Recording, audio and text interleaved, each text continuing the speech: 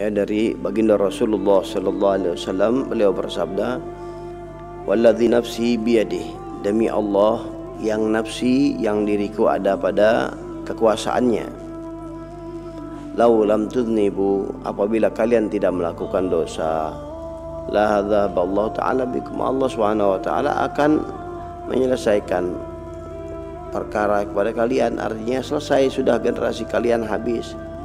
Ya, tapi Allah Subhanahu wa taala akan mendatangkan wala jaa biqaumin, dan akan mendatangkan satu kaum yudnibun, yudnibun, mereka berdosa. Ya, kemudian fayastaghfirun Allah taala, dan mereka beristighfar kepada Allah Subhanahu wa taala, fayughfaru lahum, maka Allah Subhanahu wa taala memaafkan untuk mereka. Ini hadis ya benar-benar membuka pikiran orang-orang yang berdosa, membuka pemikiran orang-orang yang berlumuran dengan dosa-dosa, untuk mereka jangan putus asa, segera mereka bertaubat kepada Allah Subhanahu wa taala. Sampai diumpamakan, kalaupun ada sekelompok manusia mereka suci semuanya, enggak berdosa, Allah Subhanahu wa taala habiskan mereka, kemudian datang generasi itu mereka berdosa, kemudian beristighfar, maka Allah Subhanahu wa taala maafkan dosa-dosa mereka. Allah maafkan dosa-dosa mereka. Artinya ini dibuka lapang oleh Allah Subhanahu wa taala, pengampunan istighfar yang dilakukan oleh umat.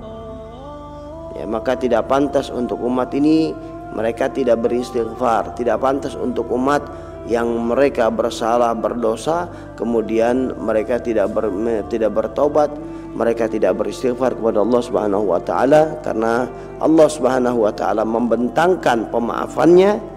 Dan seandainya pun tidak mereka ada golongan itu golongan suci, Allah tukar golongan itu dengan golongan yang berdosa tapi mereka beristighfar. Ini bukan mengajarkan kita untuk berdosa kemudian beristighfar, tidak. Artinya apa?